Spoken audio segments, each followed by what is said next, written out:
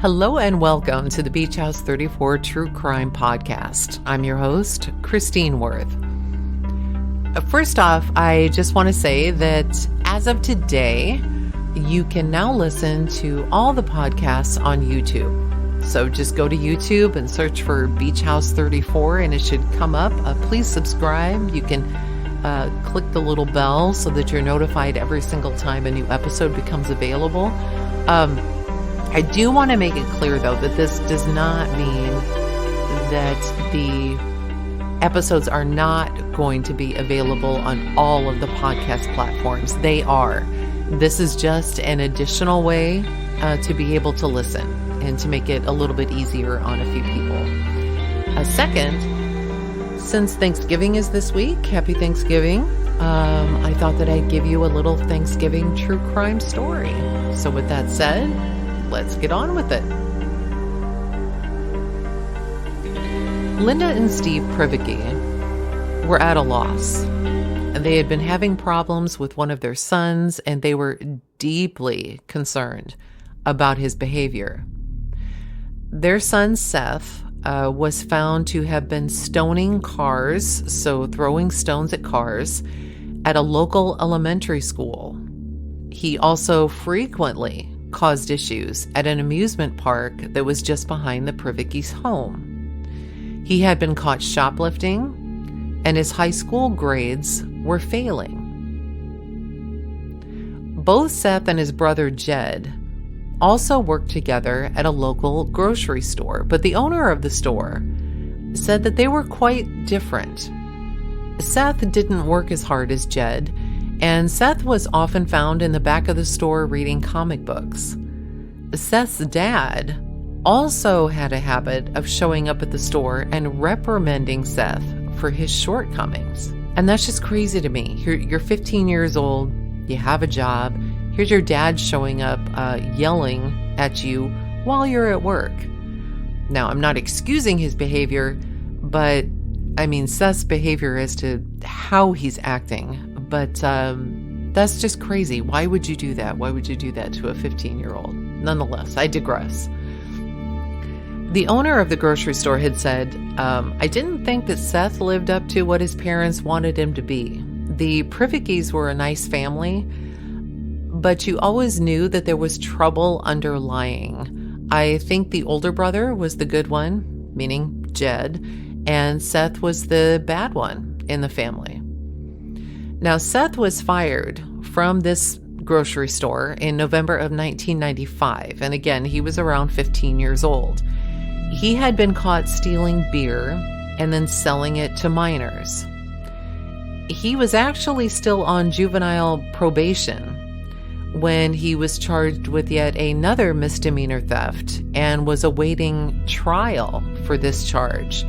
And this charge happened when he was about 17 years old, and because of his age, he was actually being charged as an adult. Now, for this second misdemeanor, he was ordered to attend counseling and to take an antidepressive drug. A friend of Seth's parents said that Linda, Seth's mom, didn't know what she was going to do with Seth. He was out of control, and she felt like he was heading for really big trouble.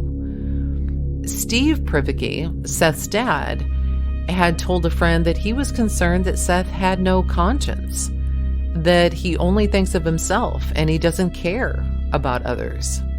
The parents sought out medical and psychological help for Seth.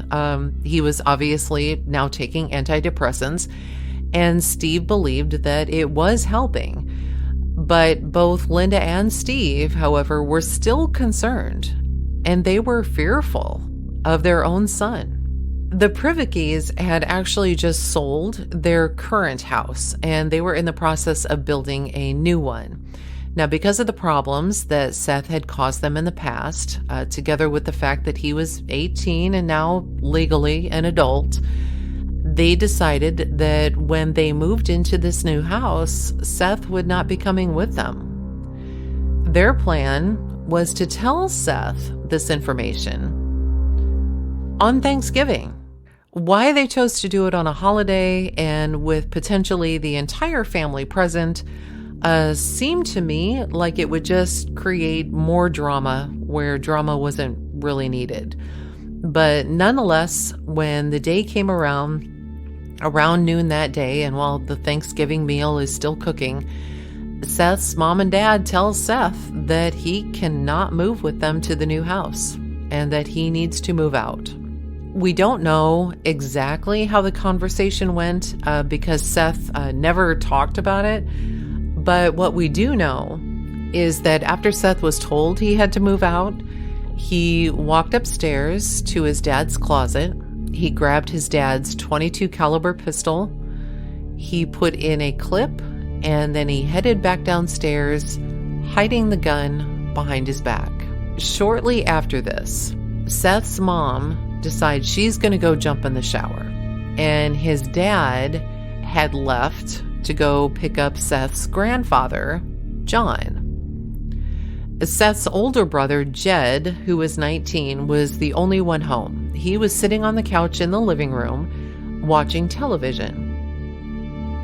Seth walked in behind him and just simply shot him in the back of the head. With his mom still in the shower and his dad gone, no one heard the shot. Seth then drug Jed's body into the basement so that no one would see it. When Seth came back upstairs from the basement, he then heard his dad's car pull into the driveway. As the two, Seth's dad and his grandfather, make their way into the house, Seth shoots both his dad and his grandfather in the back of the head. Seth's grandfather, John, had then been shot a second time because the first shot didn't instantly kill him. The last person left was Seth's mom. She is still upstairs in the bathroom. As Seth heads up the stairs and heads to where she is, his mom is just getting out of the shower. He walks up behind his mom and he shoots her in the back of the head. Now, what Seth didn't know was that Jed had invited his girlfriend April over for Thanksgiving, thinking Seth thought he had the whole situation under control. So he walks downstairs and surprisingly, he finds April walking into the kitchen. So he kind of stalks April a little bit, walks up behind her, and shoots her in the back of the head. It was later learned that the day before the shootings, Seth had talked with his friend Steven about killing his dad. He was so serious about this that on that same day that he talked with Steven, he was caught on surveillance camera trying to buy bullets from a local store.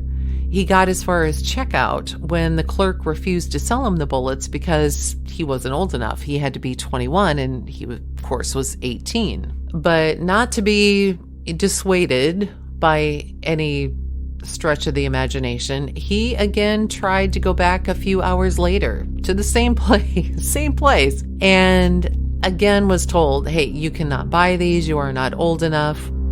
So Seth then leaves. Now, back at the house, after Seth had gone through this rampage, he called his friend Steven and he said, it's done, I did it.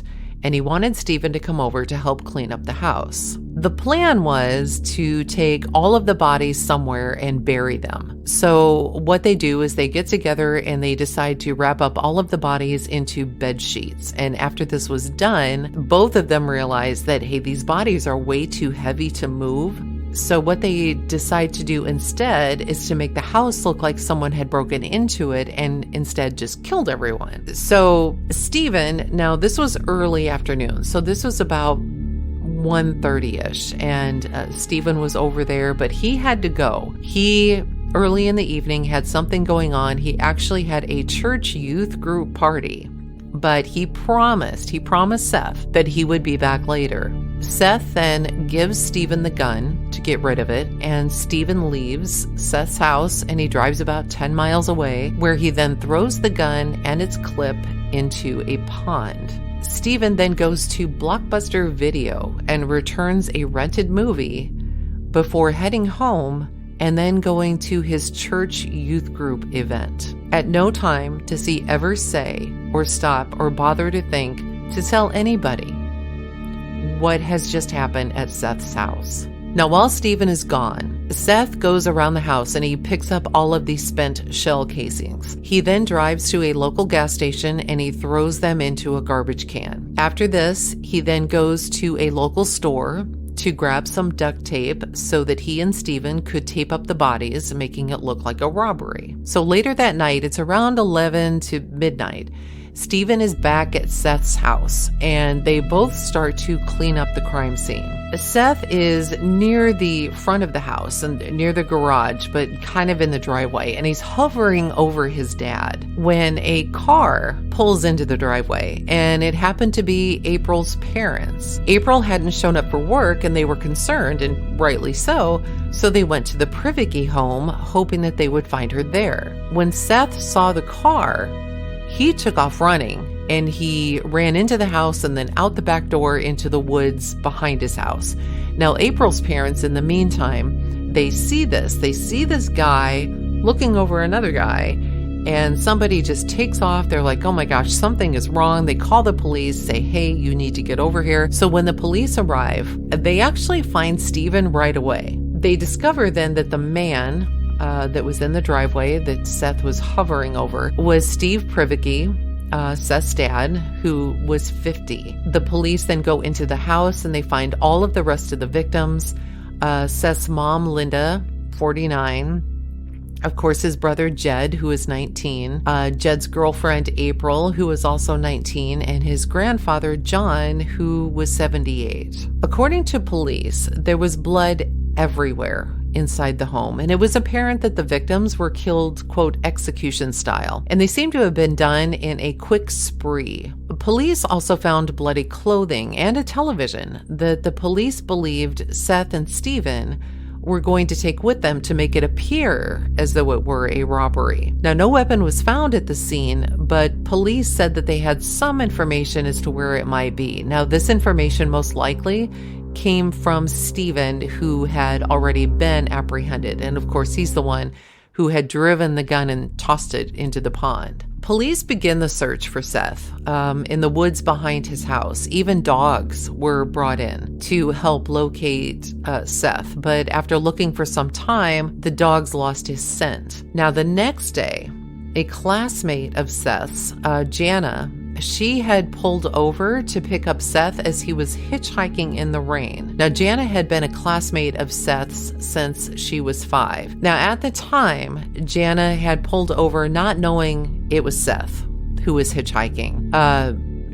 We're not quite sure who she might have thought it was, why she had pulled over, but she had actually just learned the day before about what had happened at Seth's house, and she knew that the police were looking for him. So Seth gets in her car, and Jana does her best to act as normal as possible. They don't say a lot, but he does ask if she could take him to a particular location. Jana said that the whole time that they were in the car, he acted like nothing had happened. So Jana did the same thing.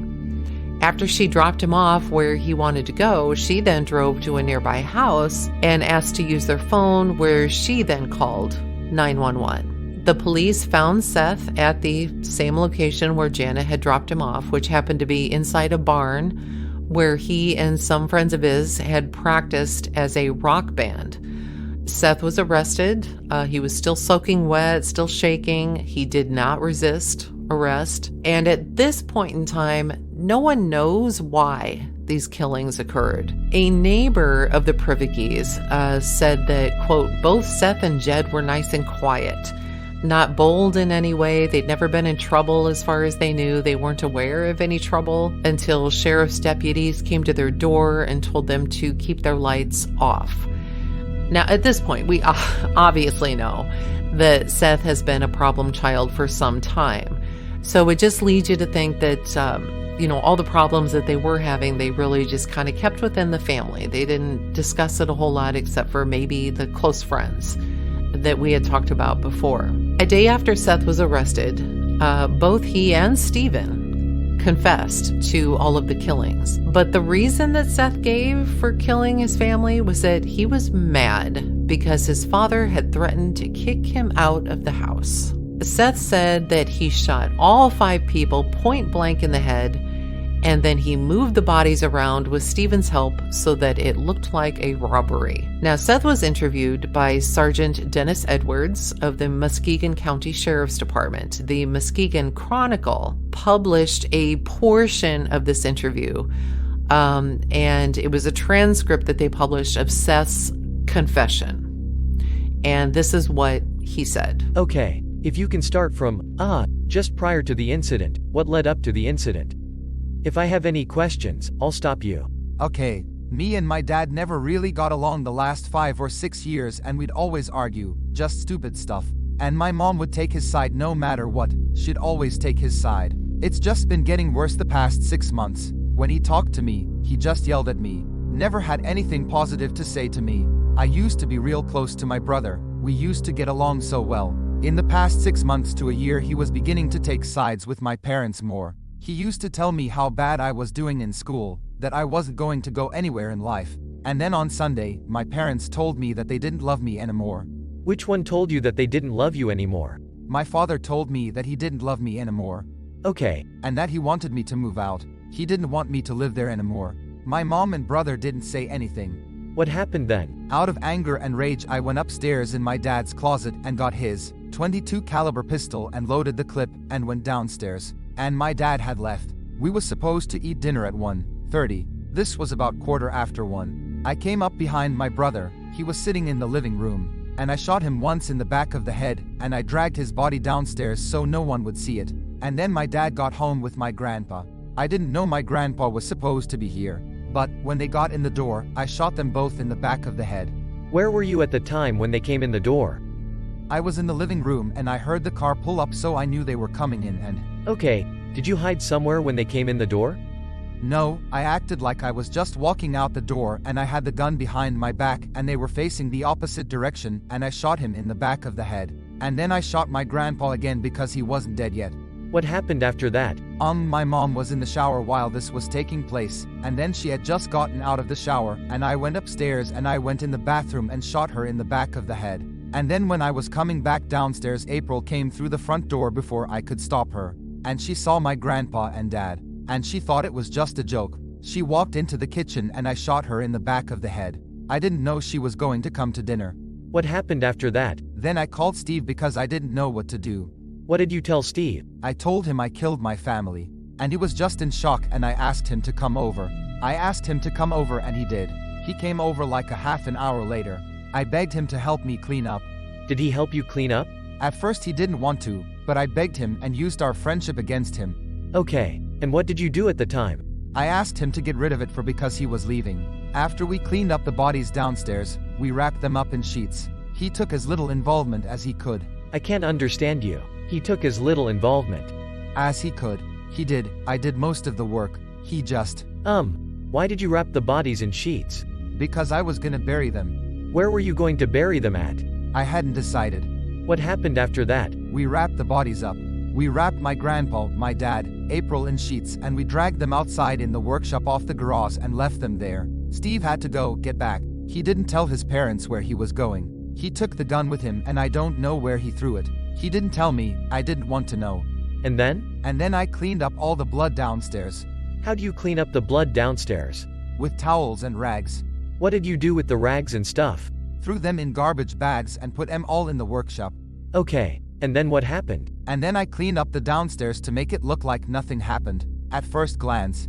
Okay, and where was Steve while you were cleaning up downstairs? He went back to his house. And he went to a church group, youth group meeting or something like that night. And I asked him if he could come back after that and help me, and he said he would. And we came back later that night. I left to go over to my friend's house, because I couldn't be there. And I picked him up at his girlfriend's house later that night after he got dropped off by his friends, and we went back to my house. We cleaned up all the stuff. We couldn't get the bodies out.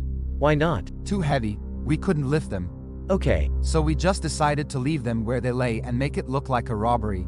Okay, what did you do to make it look like a robbery? We took all the sheets off them and put them in plastic bags, thinking I'd burn those, put them in the trunk of the car, and we were gonna take the TV and VCR and stereo and make it look like somebody just robbed the place.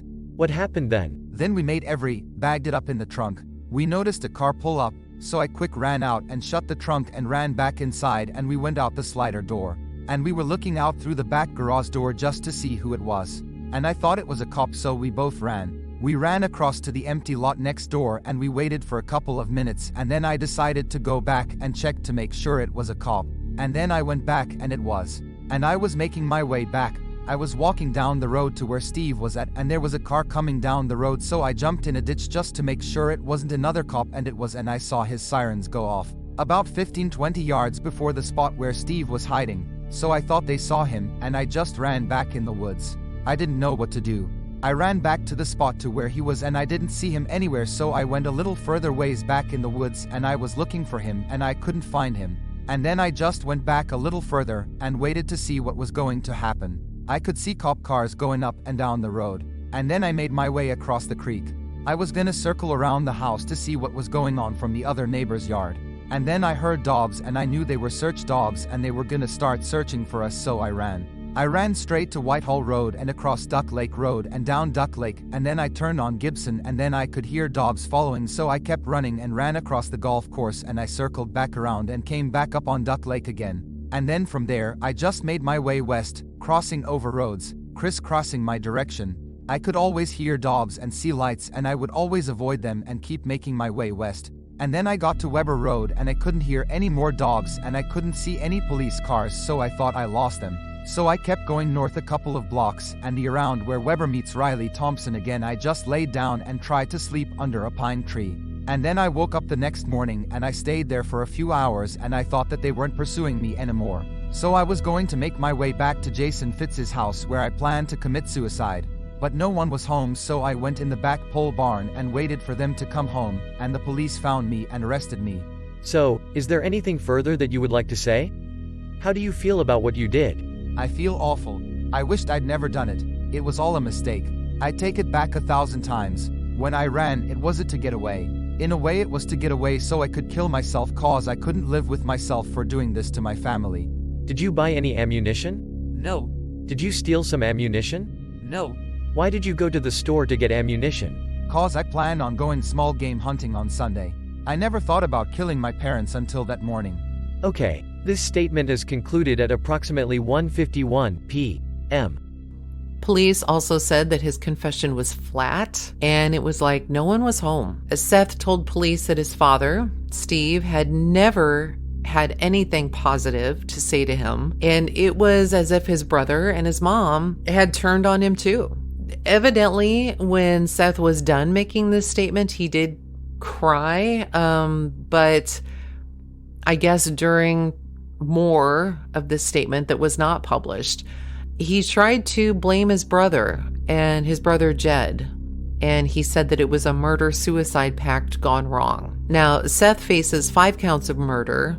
His friend Steven faces the same charges as Seth does, and the judge sets bail at $5 million each. They were both considered extremely dangerous. Now, while in jail, Seth, he sits down, he writes this letter to one of their high school rock band members, and he tells this member to take a recording of their music to local radio stations. He said, quote, "Make sure that you make it clear that Steve and me are in the band. This is our chance to make it big." So because they've been arrested for murder, that, hey, take this because people are going to love it. They're going to want to hear it because, ooh, now you're celebrities. I don't get that. About a month later, Seth's friend, Steven, he did have the murder charges against him dropped. He actually wasn't involved in the murders.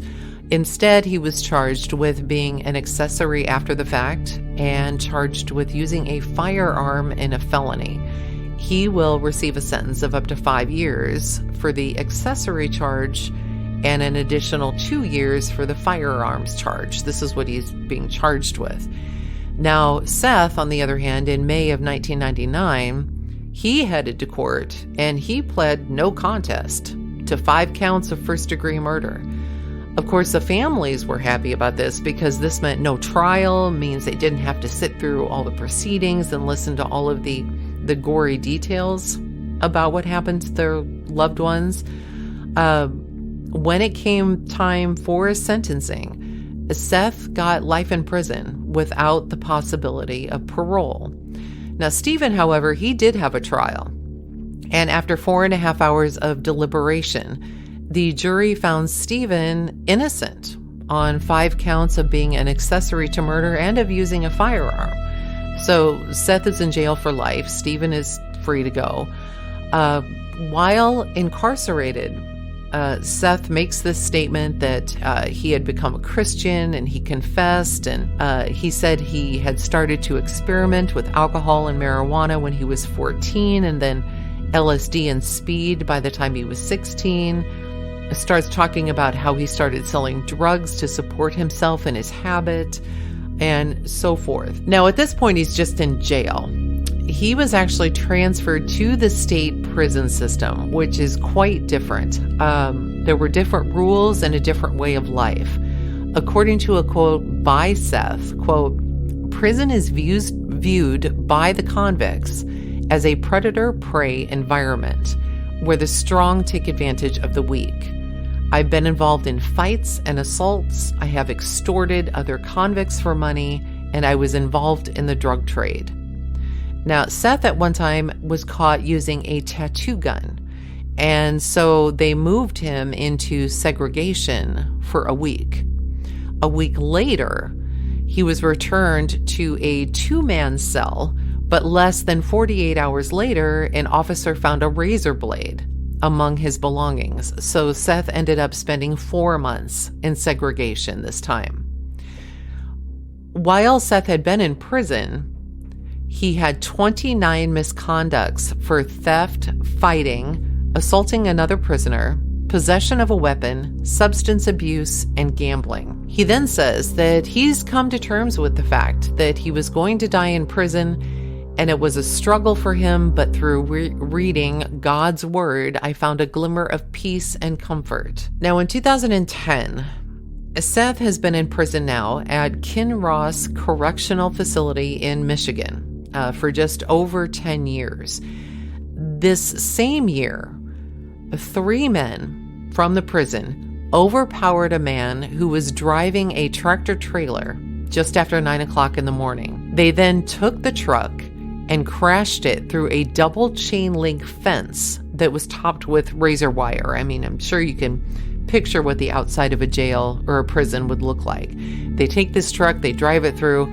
The truck had actually only gone about 100 yards when all of the men jumped out and started to run. Now, one of these 3 men was Seth Privacky.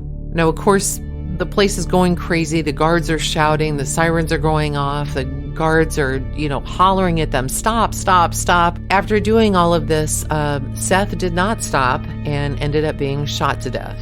He was 30. The other 2 inmates surrendered. According to the warden, the fence did its job. Of course, it caught the 2, and unfortunately, they lost a life, but the 3 did not escape. And that is the story of the short life of Seth Privacky and what he did, how he tried to escape, and how it eventually ended up. So that's the Thanksgiving true crime story for this year, ladies and gentlemen. Thank you so much for listening. I know I say that all the time. I know I do. But I truly am grateful for each and every one of you. I hope you all have a wonderful Thanksgiving. If you enjoyed this episode, please consider giving it a like. If you aren't already subscribed, either through your favorite podcast platform or through YouTube, please consider doing so. It helps give the show a little bit of a boost. And thank you again. And until next week, keep your guard up and try not to pass along any really bad news during Thanksgiving dinner. Moral of the story. We'll talk next time.